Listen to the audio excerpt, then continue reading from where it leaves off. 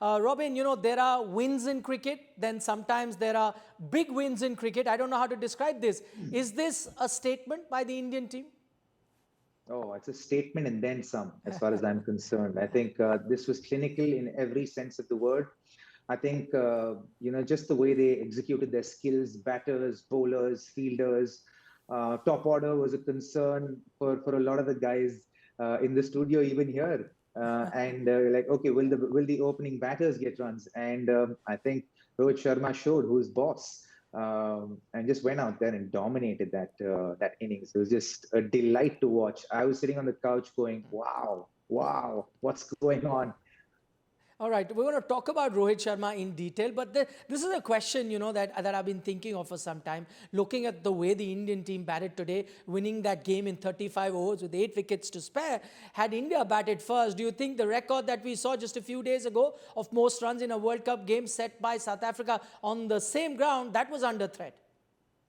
Yeah, possibly, as because that wicket at Delhi was a scorcher of a wicket, and that was a fantastic wicket to bat on. And I can't say this enough. I think the curators and the ground staff have done a phenomenal job because we've known in the last 5, 7, maybe even 10 years, the wicket in Delhi is one that kind of skids and keeps kind of low. You don't expect it bounce too much. You get, as in we always as batters discuss that in Delhi the bounce is not going to be above the waist.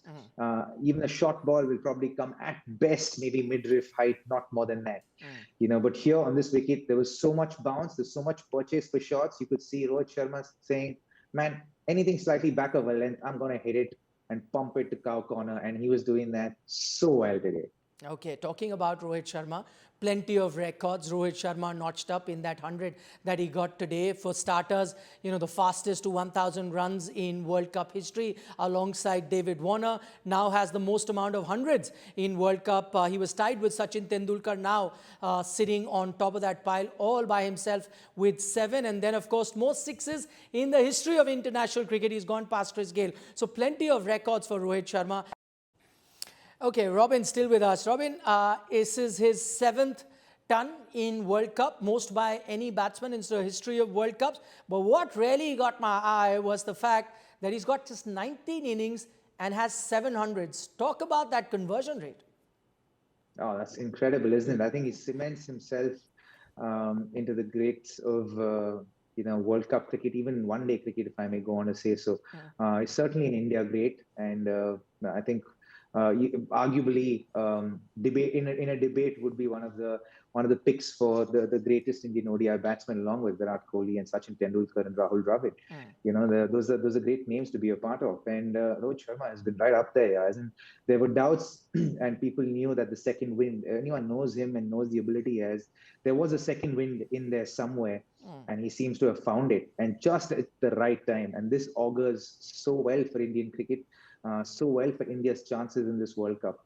And overall, even right, I think just the maturity in which he's speaking, and he's being very honest about how this can affect the mind. Even if you're a great cricketer, even if you've achieved so much, you've scored more than 10,000 runs, you're still human, and these laurels can affect you. And he's very there's a lot of candor when he mentioned that I don't want to think about it because you can get lost in it, and it's very true because you want to stay focused on the job at hand. And today he just led from the front impeccably, and I think it's everything you need from a leader. I want to talk to you about that sixes record because, when he first broke onto the scene, if you had asked me and if I had asked you as well, because everyone spoke of his talent. If I'd asked you at the time that will he get 1,000 runs, fastest to 1,000 in ODI cricket, probably you would have said, yes, he could do it. If I'd asked you whether he'll get 7 tons in a World Cup, you would have said probably yes, he can do it. But if I'd asked you that he's going to be the highest six hitter in the history of international cricket, many people would have had their doubts because he's not that muscular Chris Gayle or an Andre Russell. He's none of that. Yet he now stands on top of that pile. What does that tell you about Rohit Sharma, the batter? I think the talent that God's blessed him with, and I think if God gave him 2, he's made it 10. And I think maximizing potential is what you would take out of that for me. And I think he's maximized potential. And he isn't, obviously the onset of T20 cricket, kind of showed him what he is capable of. And I think that it has done that to many players. A very technically right KL Rahul today is a very, very dangerous T20 cricketer. And I think the same is the case with someone like Rohit Sharma. He's been at the onset of T20 cricket, so he's evolved with the game, which is commendable for Rohit. And when no one believed, he believed, which is a testimony of there's a lesson out there for little kids and who want to achieve what they want to achieve as far as cricket is concerned. That it doesn't matter if anyone believes in your ability, as long as you do, you can achieve whatever you want to.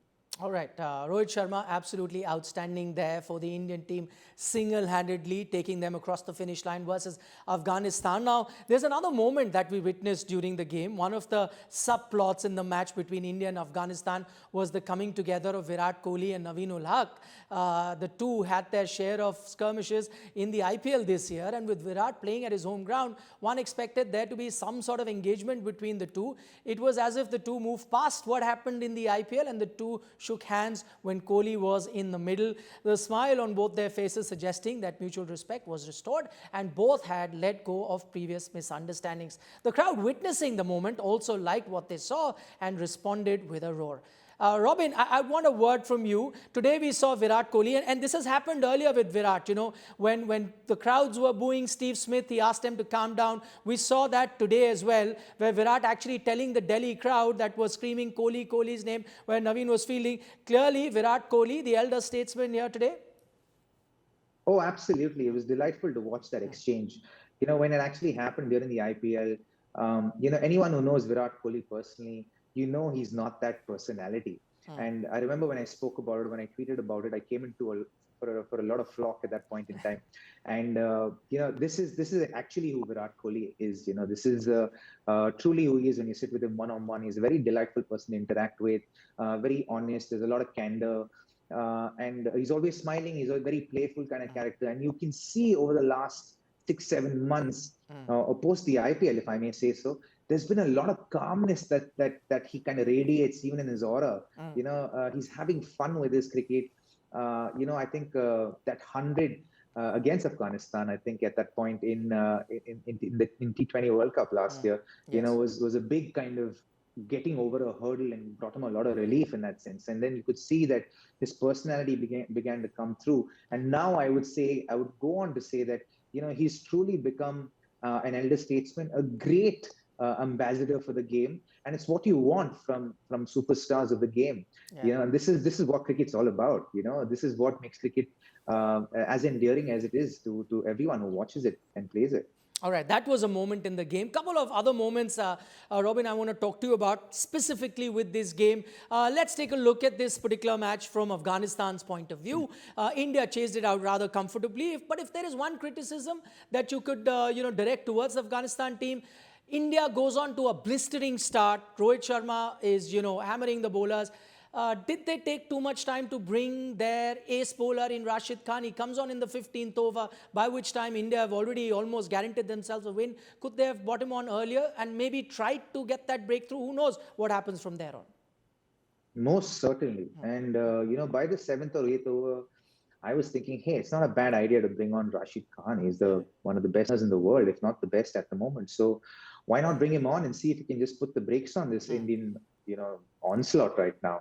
That was the only kind of chance, and they didn't. And I think they paid for it. And because when you delay the bringing on of a top bowler like that, what you tend to do is put pressure on him as well to be able to strike immediately. And it's not often possible. He's done it more than a few times. But doesn't happen all the time. Not when someone like Rohit Sharma smashing the ball to all parts of the park like that. Two batters from the Indian team that we spoke about in the mid-innings as well probably needed a bit of time out in the middle, getting some runs under their belt, going into that big game versus Pakistan. Were Ishan Kishan, Shreyas Iyer. Do you think they made most of the opportunity on offer today? 100%. As in, I was watching Ishan's innings quite closely, and for a big part of those first 10 overs, he didn't get too much strike.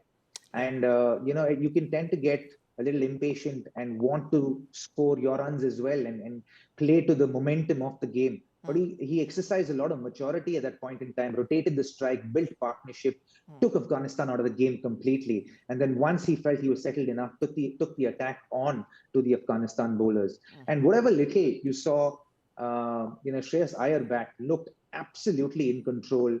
Played aggressively when the ball was in his zone, backed himself to smash the ball out of the park. Played the pull shot with a lot of control and panache, which was great to watch again. These things all go well. It's exciting to watch from outside, and feels like everything is falling into the right place. You just want to keep your head down, keep your head on your shoulders, and play one game at a time. Okay, since you say everything is falling into place, one final question before we let you go. Sets up that next game nicely. India, 2 matches, 2 wins. Pakistan, 2 matches, 2 wins. Oh yeah, it's going to be a nail biter. As in more than a nail biter, it's going to be a sumptuous match, I think, and it's going to be in Ahmedabad. Having said that, I think the toss is going to play a massive factor because in the summers in Ahmedabad there is a lot of dew. So you can imagine the amount of dew that could be possible in the winters.